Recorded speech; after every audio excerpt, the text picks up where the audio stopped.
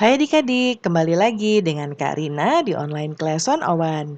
Apa kabar hari ini adik-adik? Semoga semuanya dalam keadaan sehat ya.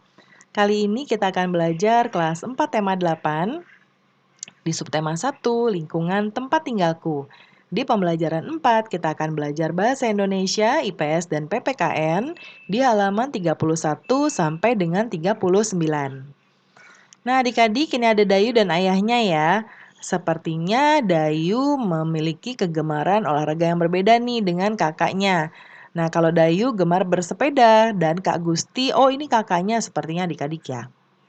Nah, berikutnya kita akan melakukan wawancara mengenai kegemaran atau kesukaan anggota keluarga. Nah, kalau ini disesuaikan ya. Misalnya ayah sukanya apa nih, berlari ya. Atau ayah sukanya naik sepeda, ibu misalnya sukanya berkebun, kakak apa ya, disesuaikan ya. Yang berikutnya, apa manfaat keragaman kegemaran yang ada di keluargamu? Manfaatnya yang pertama, kita bisa belajar mengenal karakteristik seseorang, belajar sikap toleransi akan perbedaan, belajar menghargai dan menerima perbedaan, belajar saling melengkapi kekurangan satu sama lain melalui perbedaan, dan mempelajari hal atau kegemaran baru.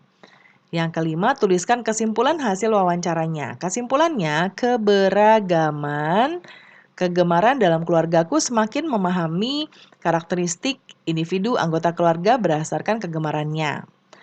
Ya, berikutnya ini kita ada kegiatan ekonomi adik-adik. Boleh dibaca dahulu ya, ada kegiatan produksi, distribusi, dan konsumsi. Nah, dan juga ada bacaan tentang Kabupaten Tabanan. Silakan dibaca kembali ya. Nah, sekarang kita akan menjawab pertanyaan berikut. Apa saja kegiatan ekonomi di Kabupaten Tabanan? Yang pertama, di produksi, kegiatan produksi ada pertanian, peternakan, dan industri kerajinan. Di bagian distribusi, yaitu perdagangan dan penjualan. Konsumsi, kegiatan konsumsi meliputi pembelian sayur untuk kebutuhan hotel dan masyarakat. Ya. Yang kedua, apa saja jenis pekerjaan yang terkait dengan kegiatan ekonomi di Kabupaten Tabanan? Nah, yang pertama, di bagian produksi, ini ada petani, peternak, perajin, dan nelayan. Lalu di bagian distribusi, pedagang, supir, kuli angkot, agen, dan petugas pengirim paket. Kalau ini ya berarti konsumer ya, bisa penduduk ya. Ini Karina tambahkan di sini. Bisa penduduk ya. Yang berikutnya, amati lingkungan tempat tinggalmu, identifikasi kegiatan ekonomi yang ada. Lalu pekerjaannya juga ya, nanti dituliskan di sini. Karina contohkan yang pertama di bagian produksi, misalnya ya, disesuaikan dengan lokasi tempat tinggal adik-adik. Contoh biasanya yang sering ada itu adalah perajin tempe, ada petani, peternak kambing, dan perajin genting. Kemudian di bagian distribusi ada pedagang sayur, ya, sopir Koprades, dan kuli angkot. Untuk konsumsi ada yang membeli pulsa, aplikasi online untuk pemesan makanan, berbelanja secara langsung atau tidak langsung. Terus ada juga yang mencukur rambut ya.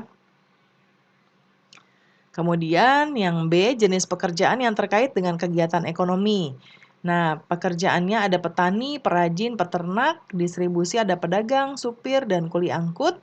Kemudian konsumsi ada penjual pulsa, tukang cukur, dan pedagang. Kesimpulannya adalah kegiatan ekonomi di lingkunganku sangat beragam. Ya, dapat dikelompokkan menjadi kegiatan produksi, distribusi, dan konsumsi. Berikutnya adik-adik adik-adik ya, maksudnya akan membaca kembali cerita asal mula Bukit Catu.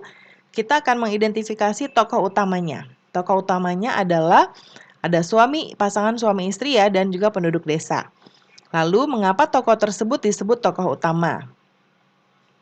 Karena tokoh suami istri memiliki peranan penting sebagai pengemban peristiwa dalam sebuah ceritanya, sehingga peristiwa tersebut mampu terjalin sebagai cerita. Selain itu, mereka juga berfungsi sebagai pembawa pesan, amanat, moral, atau sesuatu yang ingin disampaikan oleh pengarang. Lalu siapa tokoh tambahannya di cerita tersebut? Yaitu adalah penduduk desa ya. Nih, penduduk desa. Lalu yang D, mengapa tokoh tersebut disebut tokoh tambahan? Nah, dia dimunculkan sesekali saja ya atau beberapa kali, tidak setiap saat ada. Tokoh ini hanya untuk menghidupkan cerita atau sekedar pemanis cerita.